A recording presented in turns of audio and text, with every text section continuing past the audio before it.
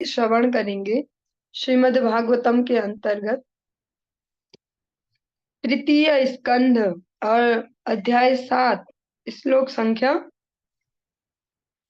23 से आज हम सब प्रारंभ करेंगे। 24 से 23 तक हमने कल श्रवण कर लिया है। आज हम 24 से प्रारंभ करेंगे। ओम नमो भगवते वासुदेवाय। ओम नमो भगवते वासुदेवाय। ओम नमो भगवते वासुदेवाय। यत्र पुत्रश्च पौत्रश्च निप्तृभिः सह गोत्रजः प्रजा विचित्रा कृतय आसन्याभिरिदं ततम्। हे प्रभु, मेरे विचार से पुत्रों पौत्रों तथा पारिवारिक जनों के रूप में प्रकट शक्ति सारे ब्रह्मांड में विभिन्न रूपों तथा योनियों में फैल गई है। प्रजापतीनां स पतिश्क्लिप्ते कान् प्रजापतीन् सर्गांश्चैवानुसर्गांश्च मनून् मन्वन्तराधिपान्। हे विद्वान ब्राह्मण, कृपा करके बताएं कि किस तरह समस्त देवताओं के मुखिया प्रजापति हैं अर्थात ब्रह्मा हैं ने विभिन्न युगों के अध्यक्ष विभिन्न मनुओं को स्थापित करने का निश्चय किया। कृपा करके मनुओं का भी वर्णन करे तथा उन मनुओं की संतानों का भी वर्णन करे।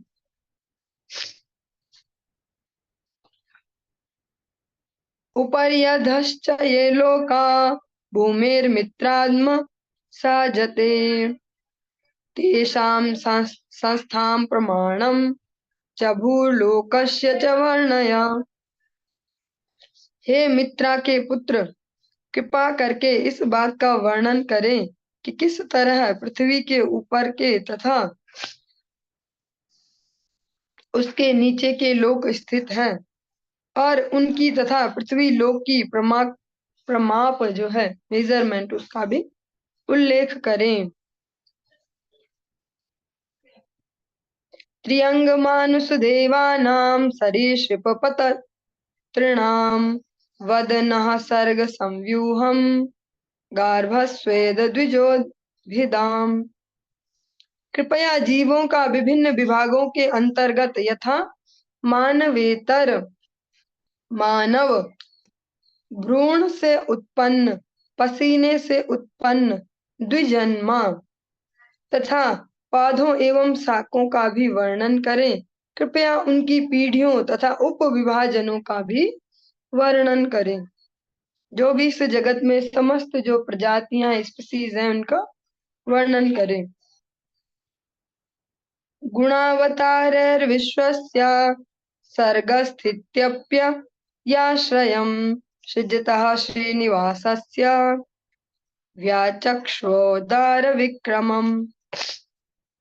कृपया प्रकृति के गुणावतारों ब्रह्मा विष्णु तथा महेश्वर का भी वर्णन करें। कृपया पूर्ण पुरुषोत्तम श्री भगवान के अवतार तथा उनके उदार कार्यकलापों का भी वर्णन करें।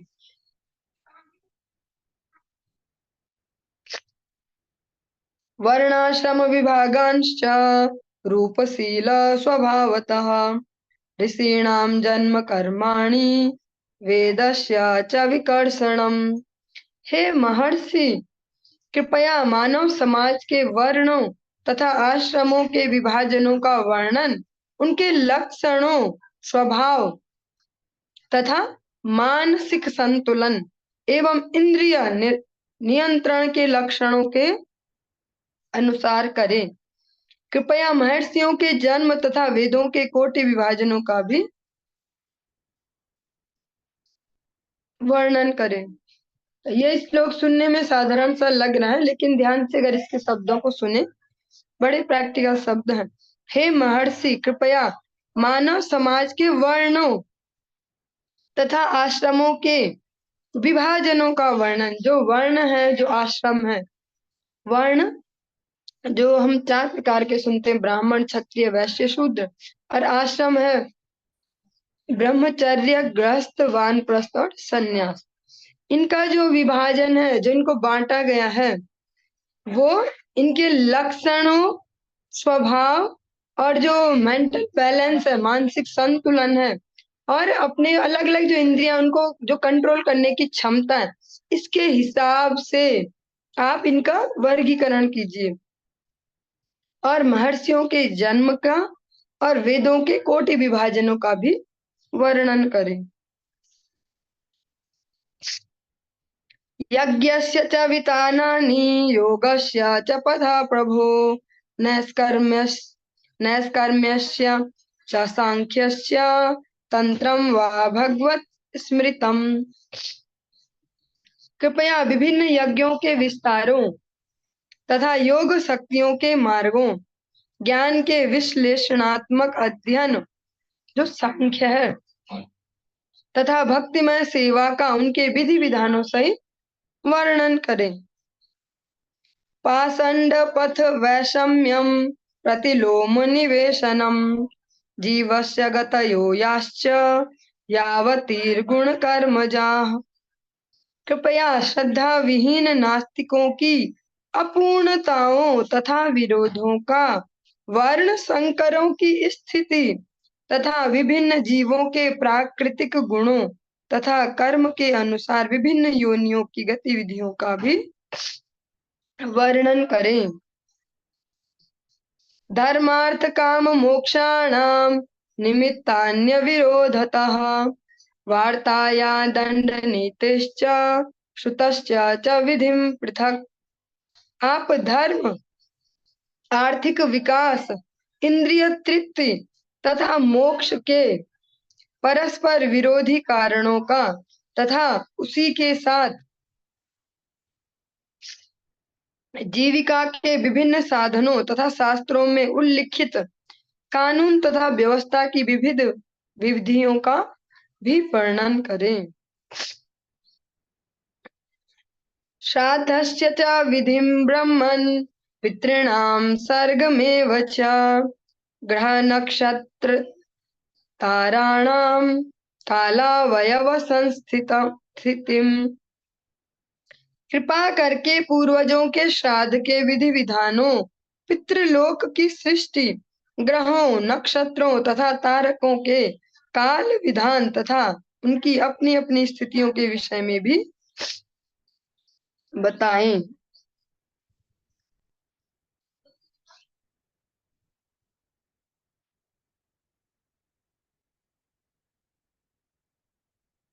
दानस्य तपसो वापि यच्चेष्टा पूर्तयो फलम् प्रवासस्थस्य यो धर्मो यश्च पुंस उतापदि। कृपया दान तथा तपस्या का एवं जलाशय खुदवाने के सकाम फलों का भी वर्णन करें। कृपया घर से दूर रहने वालों की स्थिति का तथा आपत्तिग्रस्त मनुष्य के कर्तव्य का भी वर्णन करें।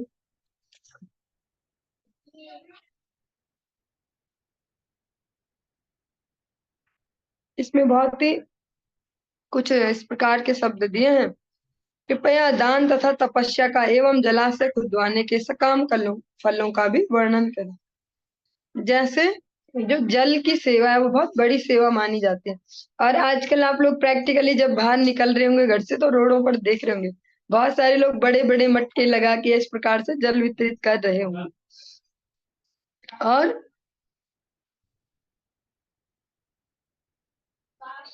एक इसमें जो वानप्रस्थ आश्रम है उसका भी वर्णन है। ये भी एक तपस्या के अंतर्गत आता है। जैसे वानप्रस्थ आज की डेट में अगर शब्द बोले, जिसको बोला जाएगा तो समझो हमने उस पर कोई हमला कर दिया, इस प्रकार की फीलिंग बनी होती है कि वानप्रस्थ ऐसे कब होगा आपका, या क्या कर रहे हैं वानप्रस्थ के बारे में। लेकिन शास्त्र के हिसाब से वो बहुत बड़ी तपस्या है। जब 25 वर्ष ब्रह्मचर्य के मीन्स खेलना, खाना, पढ़ाई लिखाई, जॉब लगने तक का ये समय, उसके बाद के 25 वर्ष बहुत ही हार्ड वर्किंग करके धन एकत्र करना, परिवार पालन पोषण ये सब, तो फिर शास्त्रों के हिसाब से भी फिर 50 ईयर्स में थोड़ा ब्रेक लेना चाहिए। अब इन सब जिम्मेदारियों से को फ्री करके मीन्स जो अपने से नीचे है वो भी तो बड़े हुए होंगे इन 25 साल में, उनको वो जिम्मेदारियां डिलीवर करके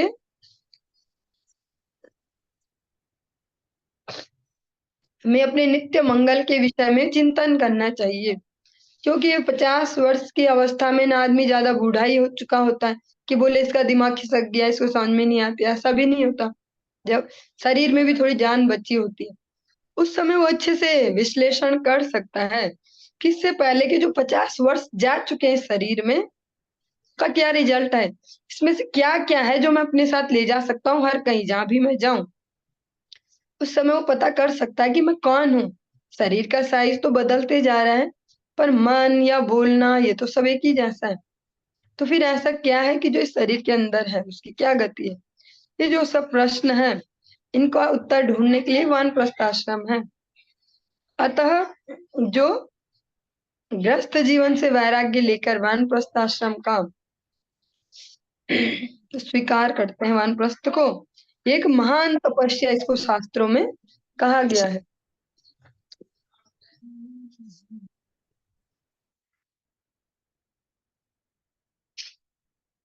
येन वा भगवास्तुष्येत् धर्मयो निर्जनार्दनः संप्रसीदति वा येषा एतदाख्याहि मे नघ। हे निष्पाप पुरुष, चूंकि समस्त जीवों के नियंता श्री भगवान समस्त धर्मों के तथा धार्मिक कर्म करने वाले समस्त लोगों के पिता हैं, अतः कृपा करके इसका वर्णन कीजिए कि उन्हें किस प्रकार पूरी तरह से तुष्ट किया जा सकता है। बहुत ही सुंदर, यहाँ पर एक बहुत सुंदर मैसेज है। जैसे इस जगत में और विशेषकर भारत देश में, उसमें भी जो सनातन संस्कृति को पालन करने वाले, बहुत बड़ा विषय है माता पिता की सेवा करना। उनको किस प्रकार सेवा की जाए, कैसे प्रसन्न रखा जाए, अलग अलग सीन आपके जीवन के जैसे भी संघर्ष चले उसके बीच भी आप अपने पेरेंट्स को हैप्पी रखें या संतुष्ट रखें, ऐसा एक प्रेशर होता है एक न्यू जनरेशन पे। लेकिन यहाँ पर बहुत ही सुंदर कहा जा रहा है, हे निष्पाप पुरुष, चूंकि समस्त जीवों के नियंता श्री भगवान समस्त धर्मों के तथा धार्मिक कर्म करने वाले समस्त लोगों के पिता हैं, जो परम पिता हैं वो श्री भगवान समस्त जीवों के। अतः प्रश्न ये पूछा जा रहा है कि उन्हें कैसे प्रसन्न किया जाए। जगत में जो माता पिता है उनके लिए तो कुछ फॉर्मूले हैं, जो भी, अब वो फॉर्मूले मैं नहीं कहूंगी यहाँ पे, वो सब आप जानते ही है जो भी है। लेकिन यहाँ पर पूछा जा रहा फॉर्मूला कि जो परम पिता है, जो हर शरीर में ही पिता है हमारे, जो हमारे बेसिक पिता है बोल सकते हैं, जो मेन पिता है, जहां से हमें सच में जीवन मिला है। अभी तो हम ट्रांसफर हो रहे हैं अलग अलग बॉडीज में, लेकिन जो ट्रांसफर हो रहा है उसमें भी जिसने जीवन दिया वो पिता।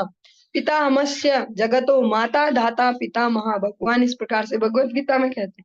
से जो परम पिता है, जो फाइनल पिता, जो ट्रू, जो सच्चे पिता जिनको कहा जाए हमेशा हमेशा के जन्मों जन्मों, ऐसे भगवान को कैसा खुश किया जाए, इस बात पर भी थोड़ा विचार होना चाहिए। और यही यहाँ पर प्रश्न पूछा जा रहा है, ऐसे जो परम पिता है वो कैसे हैप्पी होते हैं। किस जगत में तो अलग अलग फॉर्मूले होंगे, किसी के पेरेंट्स किस टाइप के उनके लिए फॉर्मूला अलग, कोई हो सकते कोई धन से प्रसन्न होंगे, कोई गप्पे सप्पे मारने से प्रसन्न होंगे, कोई शरीर की कुछ सेवा करने से प्रसन्न होंगे, कोई घुमाने से खुश होते होंगे, कोई गाड़ी से खुश होते होंगे। लेकिन जो परम पिता है वो कैसे खुश होते हैं, आज ये प्रश्न पूछा जा रहा है।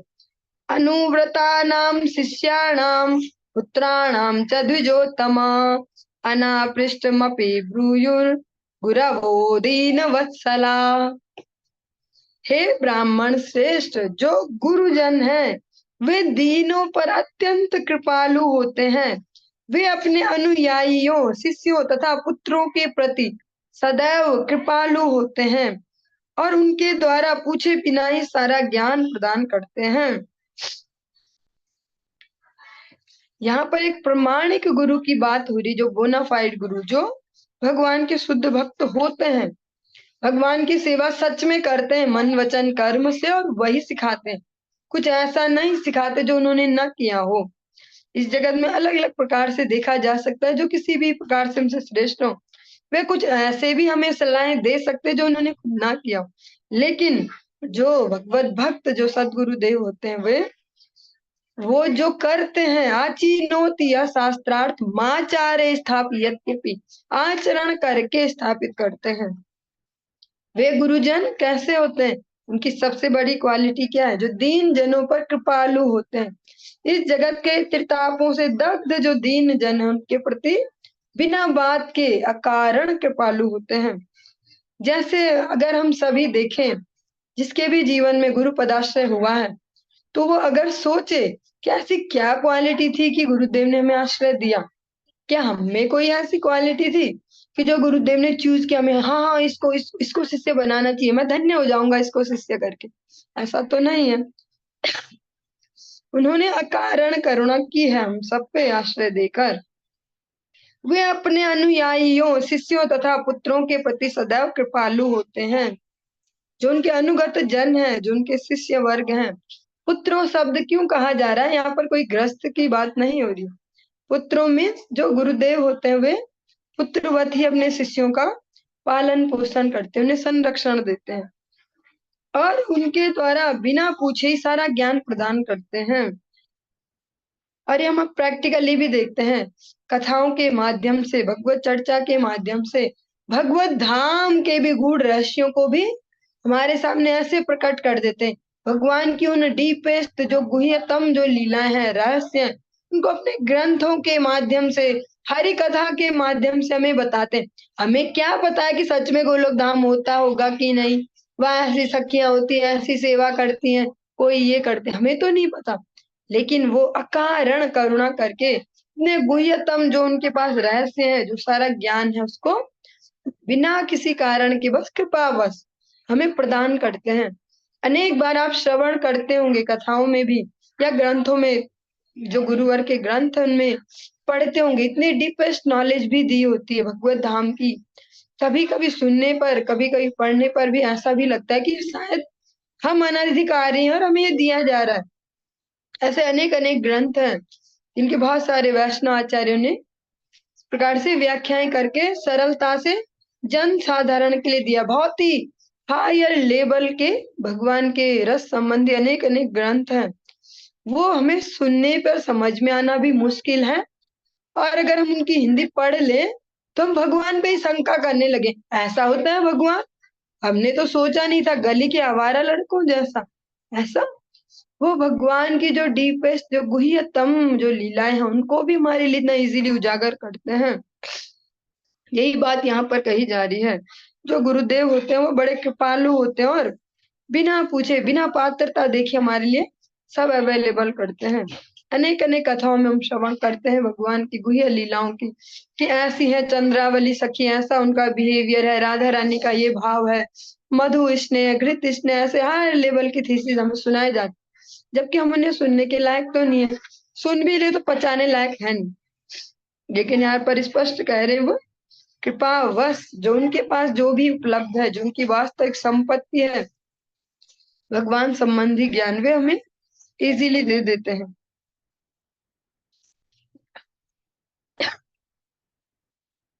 तत्त्वानां भगवस्तेषां कतिधा प्रतिसंक्रमः तत्रेमं च उपासीरन् का ओस्विदनु सेरते।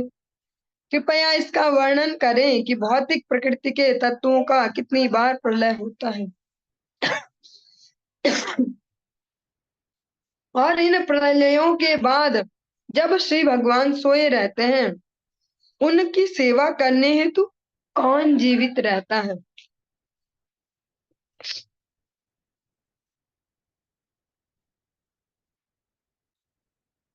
जो ये लास्ट लाइन है, तो इसको हम एज इट इज ऐसा तो समझना मुश्किल होगा। इसको अगर दूसरा एंगल से रिलेट करें, जो हमारे सामने प्रैक्टिकल एग्जांपल है, आप देखते हैं बद्रीनाथ धाम, केदारनाथ धाम, ऐसा कहते हैं कि इतने महीने ये बंद रहेंगे, 6 महीने, और कोई जाएगा नहीं, कोई ह्यूमन बीइंग यहाँ से। फिर अचानक से तिथि आती है अक्षय तृतीया, और आज बद्रीनाथ जी के कपाट खुलने वाले। तो फिर जो वहां के लिए एक बहुत ही प्रैक्टिकल घटना जो बताई जाती है, जब वो पहले दिन भी कपाट खुलते हैं, जो पहले दिन गर्भगृह भी खुलता है, तो वहां पर दीपक जल रहा होता है। भगवान की सारी सेवाओं के निशान है कि उचित प्रकार से सेवा हो रही थी। कुछ धूल मिट्टी कुछ ऐसा नहीं हुआ है जैसे हमारे घरों में 10 दिन में ही हो जाता। हम 10 दिन के लिए कहीं जाते हैं, आके देखते हैं घर तो पूरा, बस अब तो 2 दिन सफाई में ही जाएंगे। भगवान के धाम में ऐसा नहीं है। बहुत बड़ा प्रश्न है कि 6 महीने वहां ये सब करता कौन है, जब ह्यूमन बीइंग तो वहां अलाउड नहीं है, कोई पुजारी नहीं है, कोई नहीं। कर कौन रहा था सेवा, यही यहाँ पर भी पूछा जा रहा है। जब भगवान उस कारण समुद्र में प्रलयों के बाद जब आराम से विश्राम कर रहे होते हैं, तो उनकी सेवा के लिए कौन जीवित रहता है। हरे